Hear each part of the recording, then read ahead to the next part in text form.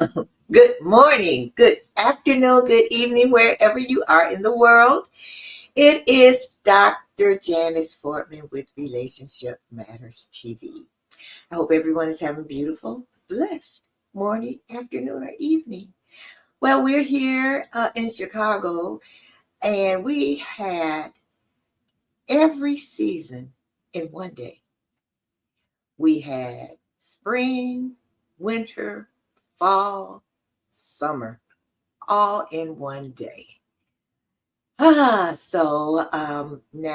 it's not bad. It's what, maybe about 40 degrees, and hopefully there won't be any snow. It was snow yesterday. And then there was a tornado here in Illinois. I think they said there were 8 tornadoes. I looked out, and the sirens were going off, and I looked out my back window, and I had never seen a cloud like that ever in my life. It was ominous. It was scary. But we were blessed in that all we got was just some heavy, heavy rain. But not too far from me, a tornado did hit down. But we're here and we're happy. Now, as you know, this is International Women's Month, and there are several powerhouse women who are doing wonderful things. And I am lucky in that my guest tonight is a powerhouse. Let me tell you a little about her, and then we're going to jump into it. You know what? When I grow up, I want to be just like her. She is amazing. So let me tell you about Dr. Sundar. She is a trailblazer, an entrepreneur, and she's dedicated to helping women reclaim their power, build wealth, and redefine leadership in their own terms. She is a board certified surgeon, a thyroid cancer survivor. She is a powerhouse in the aesthetic industry, a best-selling author, and we're going to talk about her book a little later, which is entitled Beauty Unbound. And she's a race car driver, and she has a black belt. As you can tell, she embodies the mindset of a warrior. She is relentless, she is fierce, and she is unapologetically unbound. And what else? Oh my God. She has built an ENT practice and a med spa. Oh my God. Oh, wait a minute. And she's into boxing too? Jeez. And she coaches women how to scale their business without burnout. So let me bring her on to you. Here she is. Now I wonder why my screen went black. So I want to know, uh, did my screen go black, Dr. No, Sundar? Oh, no. okay. On this end, it did. All righty. Well, welcome. Well, thank you so much for having me. I'm so excited to be here. And I am excited to have you here. Look, you are one powerhouse. Either that or I'm just a lunatic, one or the other. No. I thought, oh my God, how does he have time to do all of this? Well, welcome, welcome, welcome. And I am very, very excited to start our conversation. So, you know what? This is what I'm going to start with. I had my own questions here, but then I thought, I'm going to start where I want to start. You are a surgeon. What kind of surgeon are you? Ear, nose, and throat. Oh, really? ENT. Okay. So, right. Look. Okay. You know what? ENT. Yes. Ear, nose, and throat. Of course. Of course. Okay. So, how long have you been a surgeon, and what made you become an ENT surgeon? So I was an ENT surgeon for about 20 years. And Okay. what got me interested, I loved surgery, but I wanted a practice where I could be in the operating room and in the office. Some surgical practices are all surgery, and you just don't get to really know your patients as well. And I wanted an office-based practice and surgery. So ear, nose, and throat felt like a really good fit. Also, the anatomy is very, very interesting. And you can also choose to be very general in that field, or you can subspecialize into different things. So it just left a lot of variety, in my opinion, on how to build a practice the way that I would want to build it. Okay. So now, how does aesthetics, how do those two kind of correlate? That's a great question. So, obviously, as an ear, nose, and throat surgeon, we study the anatomy of the face. And many ear, nose, and throat surgeons will do plastic surgery. Now, plastic surgeons typically will do the whole body, whereas obviously we don't. I focused mostly on the face, but I didn't really enjoy the surgical aspect back then. And facelifts have gotten a lot better now, but back then it just didn't really have the greatest results. And I always could tell when somebody had a facelift. So I wasn't really that interested in that. But I enjoyed the minimally invasive things like the fillers, the Botox, the laser resurfacing. All of those things were very intriguing to me. So that's where I started the med spa. And it happened almost accidentally. I'm always interested in looking my best and all that. I was trained to do these things, but I really didn't know that I was going to incorporate it in my practice. But I had patients who started to come and ask me for something. Oh, do you do Botox? Do you do fillers? And I said, well, I know how to do it. I just haven't offered it. So then obviously I just started to offer some different treatments. And then eventually it just grew to be big enough that I had a pretty big office. It was about 3,500 square feet. So one side of the office became the med spa. I created a separate entity for that. And then the ear, nose, and throat practice had a separate entity because it got too big that they couldn't be together anymore. Oh, okay. So you do both now? I Well, mean, I'm not practicing. I'm only consulting now. I left medicine about 5 years ago because I got tired and I was burnt out, and it was really stressful, to be honest with you. I really didn't feel like I could have a life. And I went through a big process of burnout. I got divorced. I knew I wanted to leave medicine. And after the divorce, I knew that at least it was my choice because I wasn't being supported about leaving medicine at the moment. So I knew that once that had to happen first, and then I decided to leave my practice. It happened around COVID, so it was I was already in the process of building another med spa at the time, so it felt like an easy transition. But then because of COVID, those things didn't work out as well as I had hoped. Unfortunately, I wound up closing that down, and then but I learned so much from that experience. You can learn a lot when you're successful, I'll tell you that, but you learn more when something goes south. And that's true in life, that's true in business. So, what I feel that I have such a great advantage of is I've been at the highs of the success parts, but I've also experienced something that didn't go the way I wanted. And granted, it wasn't my fault. COVID happened, nobody saw that coming. yeah. But I had already started that before COVID happened. Everything was in the works. So it was what it was. And I believe that life brings us lemons to help us make lemonade. And from that experience, I saw that I had a better and bigger calling.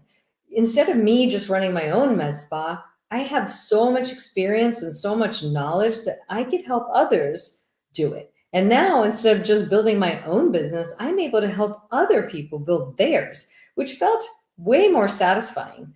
So that's what I started to do. I started to speak more, and then I started to consult and help other people with their businesses. And I actually really enjoy that more than running my own business. I mean, obviously I have a business that I do this with, but what I'm Yeah. saying is running my own med spa. I had already done that for so many years.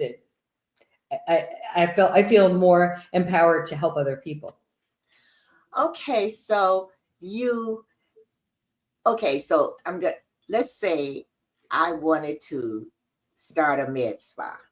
Mm-hmm. What are the steps? And Well, what first, would I have to know? first you have to have the right kind of credentials. So you have to be a physician, you have to be a nurse practitioner, or a nurse, or a physician assistant to be able to inject the patient. Now, you could be an investor. You could be Okay. an investor and a business person and hire somebody like that to do the injections and do the procedures. But you need those credentials to be able to actually perform those injections and procedures. I did not know that. And I didn't know. Okay, so are there med spas that don't do, the injections and or, because I met someone who said she had a med spa, but she didn't talk about all the credentials that you were talking about.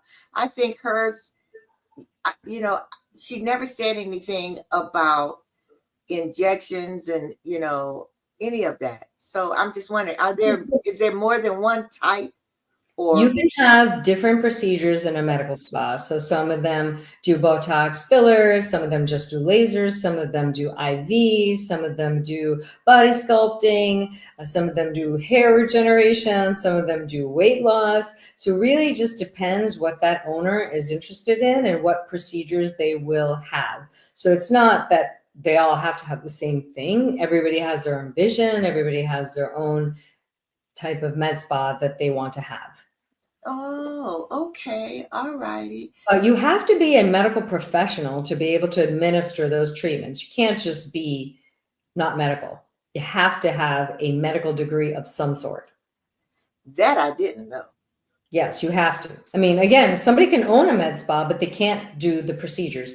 I Oh, actually work with investors who are starting med spas, and obviously they hire the right people to do the treatments. But then often the other issue is that they don't know how to hire the right people because they're not medically trained. So how do you know if somebody's doing it right if you don't know how to do it? I mean, you can assume, but there are a lot of people out there who are very good at maybe making it look like they know what they're doing, but only a professional who knows what that field is all about could really assess that. So sometimes I go and I do site visits where I see and I watch and observe their people to make sure they're doing the consultations properly, whether they're explaining things properly, whether they're doing the procedures properly. yeah, yeah. I can understand that. And so what you do, as far as your investors are concerned, the ones who want to invest in a med spa, you do the groundwork for them. I help them with all the medical things that they're not as clear on. They have a general idea, but really just knowing, having a general idea and having done it multiple times is a big difference. And plus I have a medical degree. A lot of those things don't make a lot of sense if you don't have a medical degree and don't understand what's happening. Okay, okay. So now let's say I have a medical degree, which of course I don't. But okay, but let's say I do, and I wanted to start a med spa. Hmm. Now, what would you take me through? I Oh, mean, there's quite a bit. I mean, obviously, it depends where each person is in their path. I talked to somebody the other day who just wants to start a med spa, but literally had no idea how she was going to fund it, what kind of concept she wanted. She wasn't sure of any of it. So there are some people in those very preliminary stages. Those people, I'm going to just take them through some coaching calls to at least help them discover what they want, and then they can go from there, because she was confused about what she really even wanted. Then other people are very clear on the type of med spa. They're clear on the investments. They're clear on the types of equipment they want, who their target people are, et cetera, et cetera. Well, then they have to go through you have to find a space. You have to make sure it flows properly. You have to make sure that all the OSHA requirements are in place. You have the proper licenses, that you have the proper attorneys, you have the proper agreements, you have the proper consents. There's, there's so much involved. Okay, So so much. now go ahead. So now I'm going to ask you some other questions. Fillers, do they work? Number one, and do they do you have to keep going back and get them?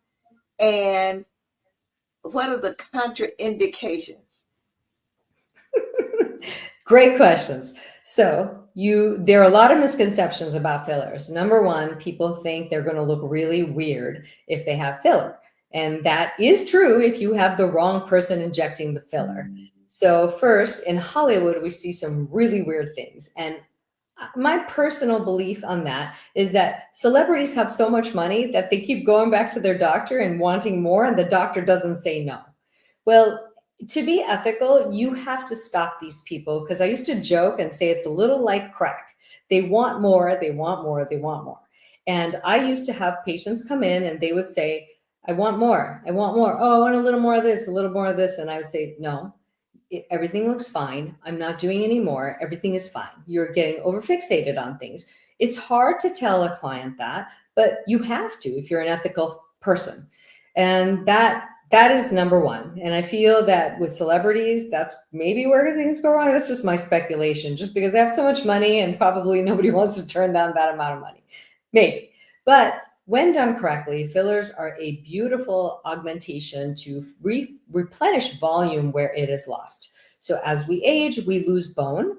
And when we lose bone, we lose the structural support to our face. And that's when volume loss also starts to happen, because we lose collagen. So the bone structure starts to change even in our mid 30s. Collagen starts to decrease even in our 30s. So unless you're doing something to support that, you will age. And we have to decide how we want to age, and that's everybody's different choice. Some people just want to maintain. Some people want to look different than they are. I never suggest that anybody should do that. But by augmenting certain areas where we know volume loss occurs, we can really, really slow down that aging process significantly. So, okay, volume. So fillers usually go into, let's say, what do you call it? These puppet things here. Mm-hmm. So fillers go in here. Not only there, you can do it in the temples. You can do it now in the temples, because we get some volume loss here as we age. Cheeks is a big area. Jawline is a big area. You put fillers in cheeks? Mm-hmm. Yeah, up in this area. Lips. So there's a lot. Now we can even do it in the neck for necklines, and there's something we can do and inject a very dilute form of filler in there to smooth necklines and things. So there's a lot we could do. The industry is quite fascinating, because there's so many new things coming out every year. It's almost hard to keep up with. But when done properly, fillers and Botox really have a nice result. And that's just a popular misconception. Instead of looking for the cheapest option, you should look for the most qualified person to do it, so that everything turns out looking right. So I've had stuff done, obviously. I'm in the industry. I've had things done. But nobody can ever tell, because I make sure it's done properly with the right people doing the work. So how long does it last if you get fillers or Botox? How long? So Botox is typically about 3 to 4 months. And then you don't have to ever do it again. It's just, obviously, if you did it to remove wrinkles and things, then the wrinkles come back. And filler, you also don't have to keep doing it. You don't have to do anything. And they'll suggest coming back and doing it, obviously, to keep it up, but you don't have to. But I mean, it would seem to me that if you got fillers, let's say, then, and it makes you, let's say, makes you look a little different, or it gets rid of your wrinkles or whatever, or gives you more volume, it would seem to me that you would want to keep it that way. And You know what I'm saying? I mean, this is my opinion. Yeah, no, you may want to. Most people do. But to be honest, all that filler doesn't go away 100%. There's always some left, and it just does enhance your collagen and it enhances the support of your face. So many times you don't need to do as much as you've done in the past. If you've done it before, and a lot of times, I think one big mistake that we make in the industry is as people get older, we should be doing less filler. We should be doing less. And some people, unfortunately, because they don't know that, they do more. They do too much Botox, they do too much filler. There's a point where you just have to accept some of that process and not go crazy, because then you look strange. And I would rather look older than strange. Yeah, right. So I have a question here from Maxine Walker. She wants to know, will taking collagen supplements help? So those, as far as for the structure of the face, they really don't work for building collagen in the face.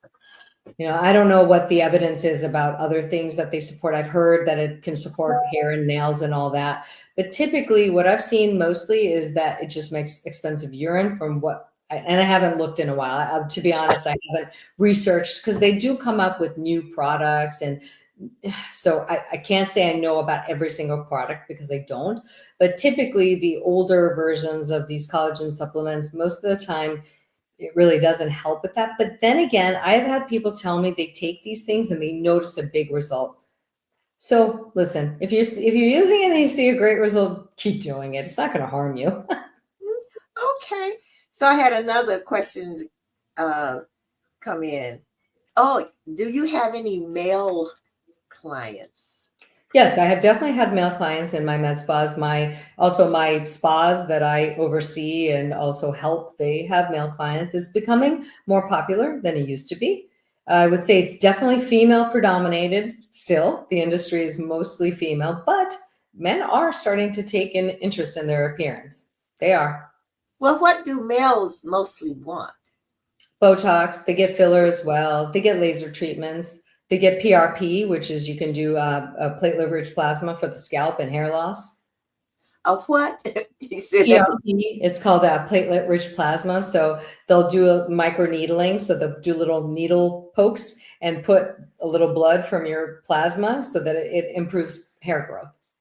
really Yeah, there's all kinds of stuff we can do anymore. wow. Okay. So do women come for that too? You know, like, yeah. Yeah. Wow. So you draw blood and Mhm. then you put the blood in the Yeah, scalp. you spin it and you take the plasma, which all Yeah, has the all this. plasma. Yeah. Yeah, so it has all this regenerative properties. So then you put it on the scalp to help with hair growth. Wow. I am learning something today. There's a lot. Wow. Wow. It seems like a fascinating industry. Oh, and wait a minute. I said it's a fascinating industry, and then Renita Dixon said that's fascinating. Well, good. I'm glad that everybody's fascinated and Oh learning my things. goodness. Oh my goodness. So now, this is another question that I have. The differences in skin. Is there when you let's say if someone's getting Botox or fillers or whatever, uh, is there a difference as far as race is concerned, or yeah? Okay, so tell me about that. Well, first of all, when it comes to, so it's different things for different procedures. So, for example, if you're doing a laser, you have to be careful with darker skin. So, there are skin types, they're called Fitzpatrick skin types, and it goes from 1 to 6, one being very light skinned and 6 being the darkest. With lasers, you have to be very, very careful with darker skin. Lighter skin, it's a lot easier.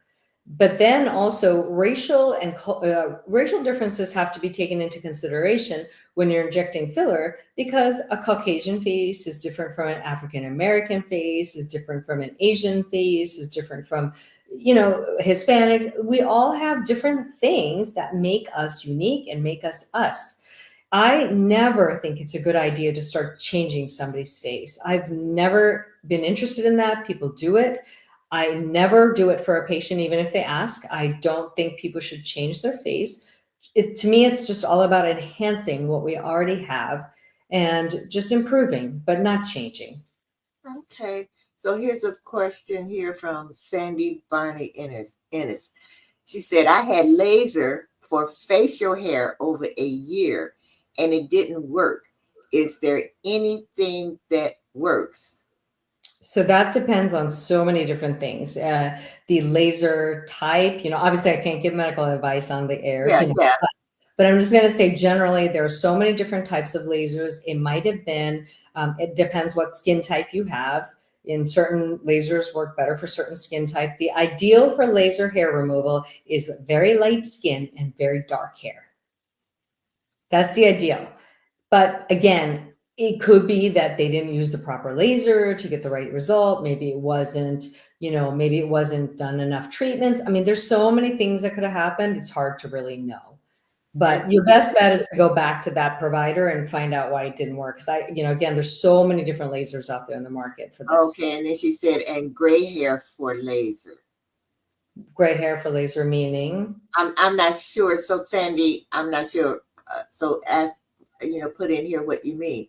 Oh, and Renita said, I did too, and that hair is back. Well, it never gets it gone. They shouldn't really call it removal. They should really, now they call it laser hair reduction. Because it could always come back and enough time goes by. It can. Oh, okay. Yeah, back, I don't remember how long ago this was, but once upon a time they were calling it laser hair removal. And the reality is I know that they've changed, they call it laser hair reduction now. Because it could always come back. You leave enough time and it can start to come back. Not as heavy usually as it was before. It's always thinner and less noticeable than it was before. Typically, if it's done properly, done with the right person doing it with the right laser, there are a lot of things that can affect that. Okay, now what about Botox? Mm-hmm. Now, from what I've been reading, or most people get Botox in their forehead to There are a put. lot of there are a lot of places you can do it.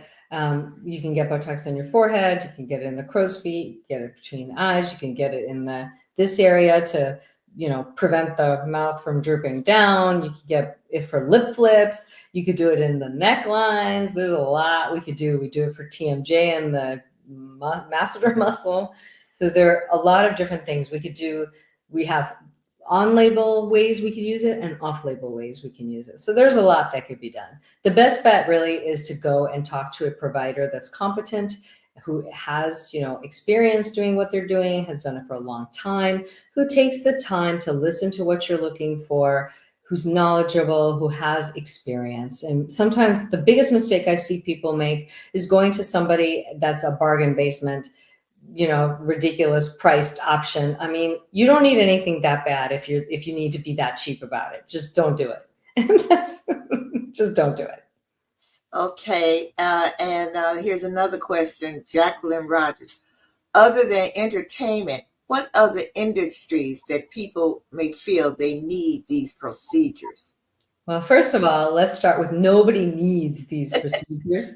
What they feel they need is very different when they need. But really, every average people get these things done all the time. These are not famous people. These are not people who are in some kind of industry. These are just people who want to look and feel their best for as long as they can, really. I mean, that's the majority of people I saw. They weren't extremely wealthy. They just really, this was something they prioritized. And the reality is, we all have different things we prioritize in life, and we find the money for the things that we feel are important. So, for some people, maybe vacationing is the most important. For other people, it's a nice car. Other people, it's a nice house. For some people, they don't care about those things and they want to look as good as they can for as long as they can. Other people prioritize their physique and their fitness, and they spend lots of money on that. So the reality is, what I've seen over the years is people will prioritize what they feel is important. And it's huge. We all have a different idea of what that is and what that looks like for us. Have you ever turned anyone down? Absolutely. Really? Why? Yes, because they were not I could tell they were not in the right mind space. They were doing it for the wrong reasons. They had some sort of, they didn't seem grounded because they were wanting to do it to get back at somebody. I've had people say that, oh, I want to see my ex-husband, and that's not the right reason to do this. And other people just really felt they needed so much of change, and I didn't want to treat those people either. There's been a lot. I've seen people who are not mentally or emotionally stable. I don't treat them. There's a lot to watch out for in this industry. So you really have to do an interview with the person and really get to know them. And Uh, why they want this and what they're looking for, what kind of outcome they're looking to achieve. I mean, it's really, there's a lot that goes into this. People just think it's, just go. There's so many med spas these days. Oh, let's just go to whomever, get whatever done. It's just not the case, and I think that there are some unreputable places, unfortunately, but there are a lot of reputable places. We just have to learn to distinguish between the two. wow. At one point in time, I thought, but I'm afraid of needles. I don't like needles. I'm not afraid of them, but I just don't like them. But I thought about, I could get an eye lift and then get these puppet things and then do my neck. And then I thought, nah, I don't think so. I just go ahead and age gracefully and And whatever. And and you know what? It's really fascinating. So now I know in your business, women or whoever that has a med spa, you help them in that business and help them from getting burned out in the business. How do you do that? How do you keep a business owner from getting burned out? Well, there are a lot of different ways. Number one, I always start with them with the end goal in mind. What kind of life do they want to live? And then I have them mold their business to the life they want to live, which is backwards from the way everybody else does. Everybody just wants to build a business. But first, you should identify the life you want to live and then build a business around it. That's how I built my business this time around, because I know what kind of life I want to live and I build the business around that. So that's the first step. Secondly, you have to understand what fuels your passion so it doesn't feel like work. You have to learn how to take breaks. You have to learn how to really be profitable and run your business very tight so that you're not losing money. And a med spa industry could be very lucrative, but you could also lose a lot of money in a lot of places if you're not careful. So I showed them where those places are to identify those where they're losing money, that they can start having that instead of losing it. So there's a multiple steps to the process, but that's the general framework of what I showed them. Wow. Okay. So now you were a surgeon and then you were running your own med spa and then you were suffering from burnout. So I in your bio you are have recovered from thyroid cancer. When in your journey did that happen? That was early on. I was just starting my practice. So I was about 34 when I had the cancer, and I just started my practice, had the cancer, and just really went right back to work as if nothing happened. And I really just didn't give myself time to grieve, to heal emotionally. I mean, physically, I was healed, thank goodness, but I did not really deal with that properly on an emotional level at all. And I just kept working, just doing what I needed to do, burning the candle at all ends, just being hyper productive, never giving myself a break, always being everything for everyone, never really showing up for myself, self abandoning, people pleasing, you name it, I did it. And it just got me to a point where I literally wanted not to wake up in the morning anymore. Just was so stressed, burnt out, miserable.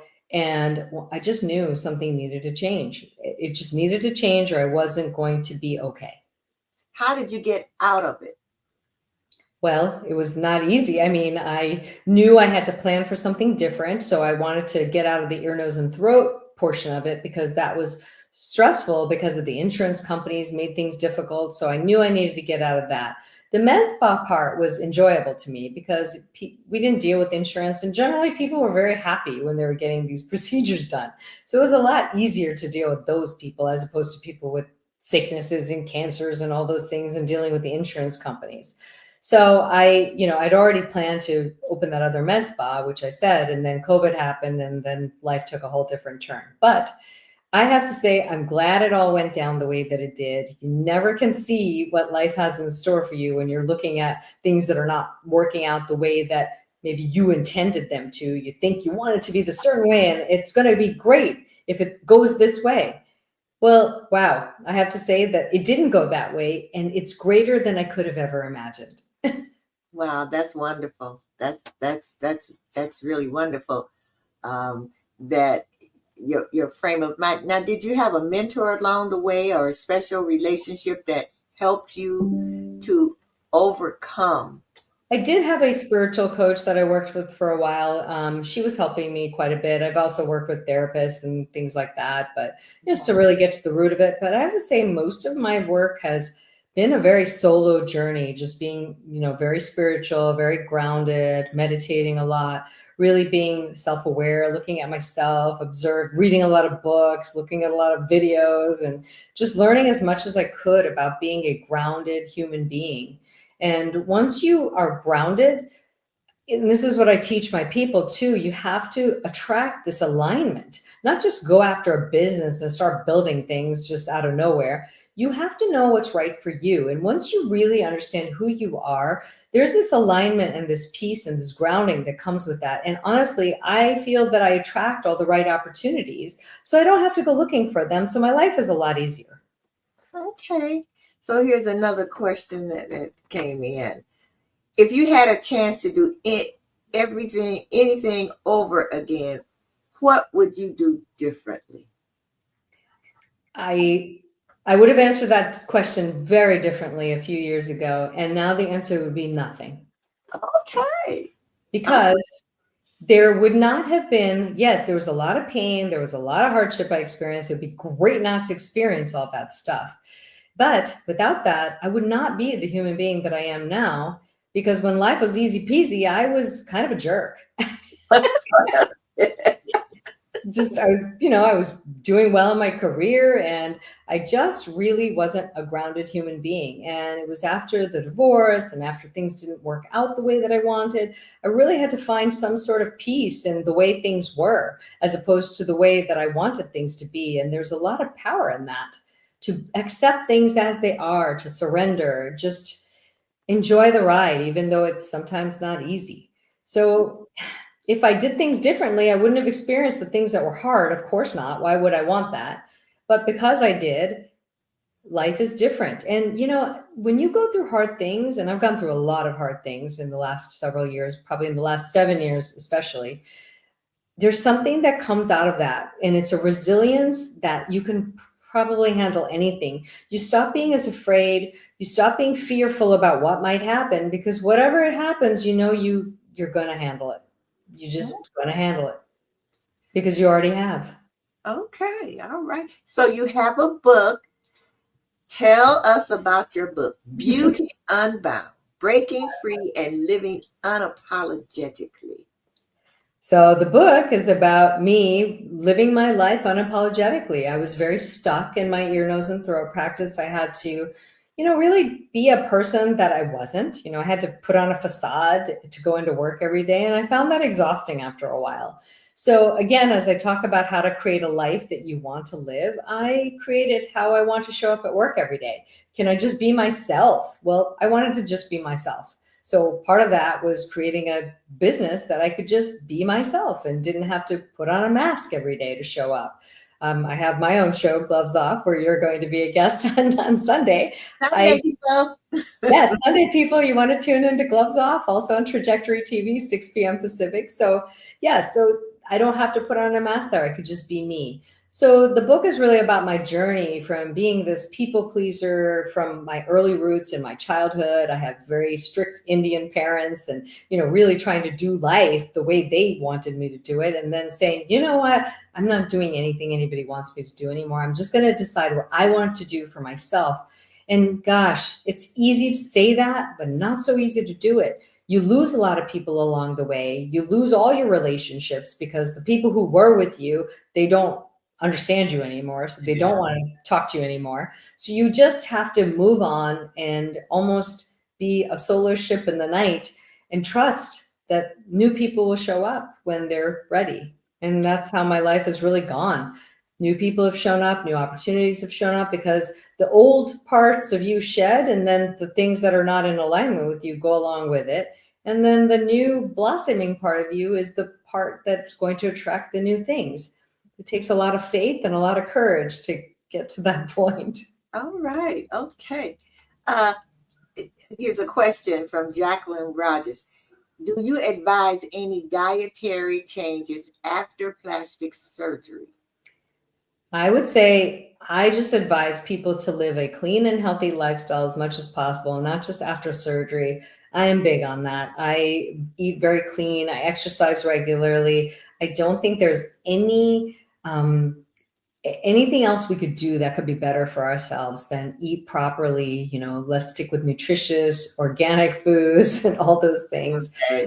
Lots of fruits and vegetables, really just eating as clean as possible. I would say if you do that, not only just after surgery, just in life, your recovery from anything will be better. That's true. That's true.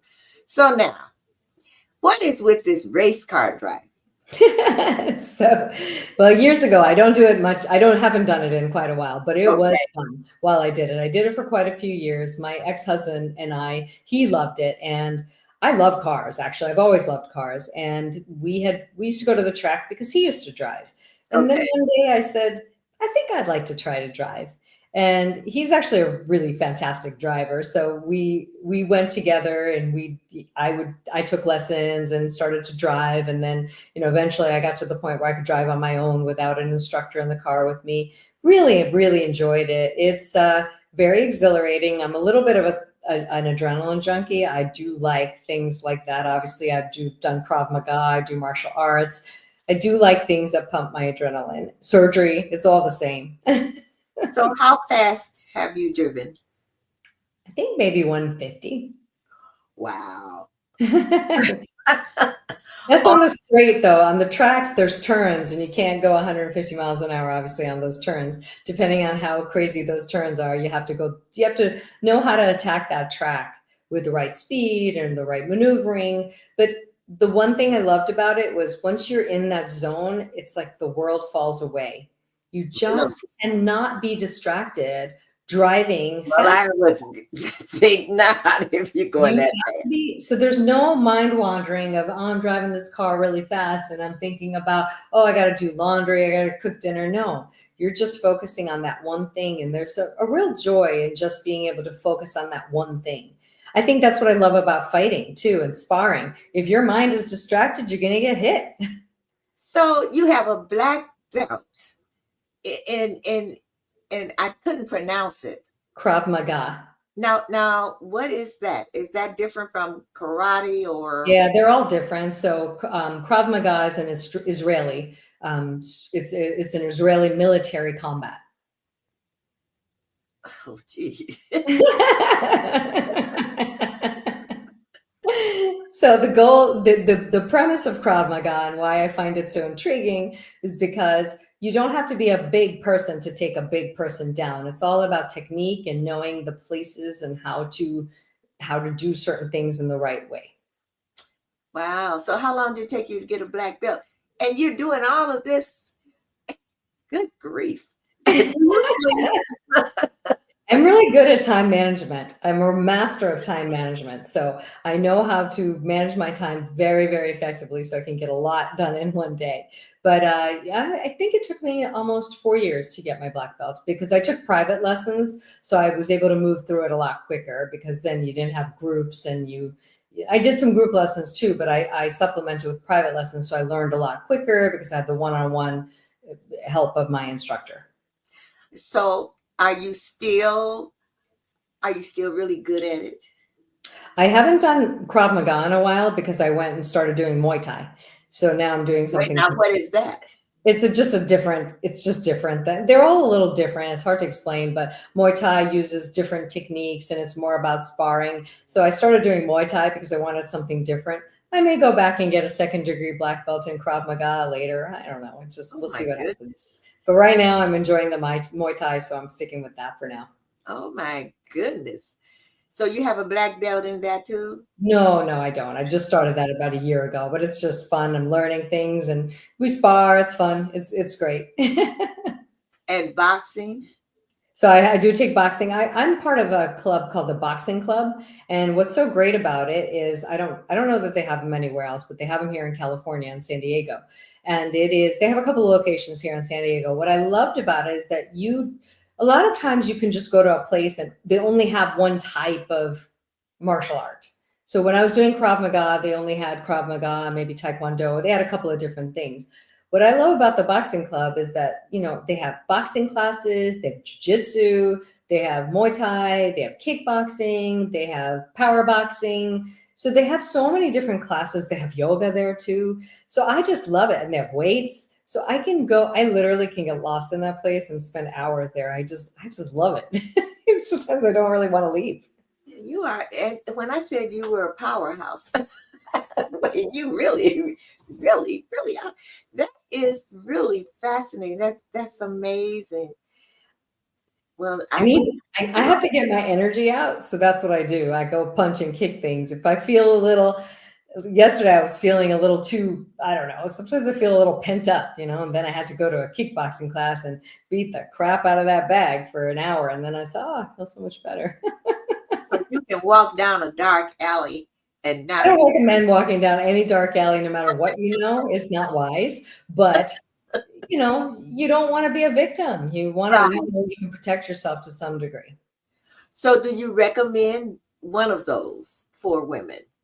I think Krav Kickboxing Maga or Krav Maga is great because most women are small, and if you always will probably be faced with a larger attacker. So they show you how to maneuver things appropriately so that the size isn't a massive disadvantage. wow. I mean, good grief. So you are definitely living life on your own terms. So this final question that I have, what can you tell now, my audience is mainly women. Hmm. Oh, well, hold on a minute. Before I go, Renita wants you to spell that. I guess that, what is it? The one Oh, you do best for K, what? yeah, Krav Maga. It's KravMaga. KravMaga.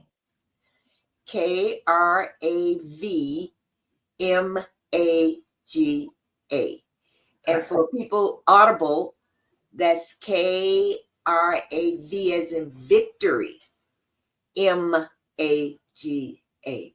Okay, Renita. So I imagine that you will be taking that up. Thank you. Let me know how it goes, Renita. I want to hear all about it. Yeah, yeah, you gotta, yes, Renita. And you let me know, and I will let her know. And maybe, who knows, maybe after you tell me how you did, maybe I even decide to do that at this age. She said, okay. So, my last question was, you're living life on your own terms. You go after what it is you want to do. So what advice would you give women who are stuck, who you know what I mean, who want to do this and can't, or there's a barrier or block? What advice would you give them? Well, I would say what I would identify what that block is. And most of the time, I would say it's either within our own psyche or with our society has a lot of blocks that they put. I mean, so for example, probably, I was told, oh, you're small, you can't do this, you can't do that. Oh, you're too old. I started the Krav Maga at 51 and I got my black belt at 54. So, or maybe it was 50, I don't remember. Either 50 or 51. I started at 50 and then I got the black belt to 54, So there's no age limit on what you're supposed to do. There's no, if you tell yourself you can. End of story. If you make excuses, they'll be there. And I would say that that's what people need to know. People need to know that you can definitely do whatever you put your mind to, as long as you decide that failure is not an option. You're just going to do it. And I have a laggard here, and it says failure is not an option. Exactly. Failure is not an option. All right. So, and Jacqueline says having many interests and doing what you love keeps you young. Very true. That's You're a true. witness, Jacqueline Rogers. So, if people want to get in contact with you, they can reach you at Dr. How pronounce your first name for you? It's Kalpana, Kalpana. And actually, I think that is, it actually is at Dr. Kalpana at drkalpanasundar.com. So Okay, well, let me change that. that's okay. Stuff. It's long. It's very long. So, And okay, and so or my website. They could just find the website, which is down below. You can also okay, contact. now take that off. Put this on. There you go. There you go. You can also contact me through the website. Okay, so her website is drkalpanasundar.com. Yeah, That's for audible, DRKALP as in Paul, ANASUNDAR.com. correct. Well, I also wanted to mention on my website, I think it's in the, I have to remember where it is. I think it's in the about section. There is a free ebook on connection. I figure, that might be something people might be interested in, and it's free. You just can download it, and it's in the about section of my website. I think somewhere in there. I forgot where. oh, well, thank you. I'm interested.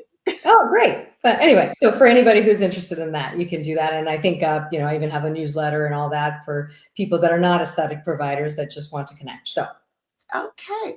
Well, thank you so much for being a guest on my show. And just thank you just for showing us what a powerhouse woman is. Wait, I'm doing my neck. well, thank you so much for having me. It's been an absolute pleasure. And thank you. And I'm going to let you know if I decide to do a little martial arts. I will let All you right. Please know. do. Okay. Please So do. take care. All right. Take care. Thanks for having me. All Bye. right. Bye bye. Oh, that's been great. That's been great. She was great. My goodness, it's like, oh my gosh, she does so much, but that is wonderful. That is wonderful. And I will be here again next week, and that show will be probably provocative and and interesting. My guest is David Weiss or Dave Weiss, aka Flat Earth Dave. Now, does he believe that the earth is flat? We can find out. But he questions the world around us. So I think he's kind of an interesting person. And I would definitely like to see you all again next week. So, what I want you to remember is there are all kinds of relationships. There are all kinds of relationship matters. Life is about relationships. And if you would like to be on my show or you know someone who would be great, a great guest, all you have to do is email me at relationship Matters TV at gmail.com. That's Relationship Matters TV at gmail.com. Now remember, I am a relationship communications coach. And if you feel that you would like to have a conversation with me about how to have more positive, loving, harmonious relationships, personal or professional relationships, just reach out to me. You can reach out to me at Relationship Matters TV at gmail.com. If you would like to be a guest on the show, submit a headshot and a brief bio to Relationship Matters TV at gmail.com. So I want to thank all of you for tuning in, for listening, if you're audible only or if you are viewer. Thank you so much. I love you. I love my audience. And thank you, Maxine, Walker, Renita, Sandy, and Jacqueline for your comments and for your questions. That is what really makes Relationship Matters TV a good show. So I will see you again next week on Relationship Matters TV.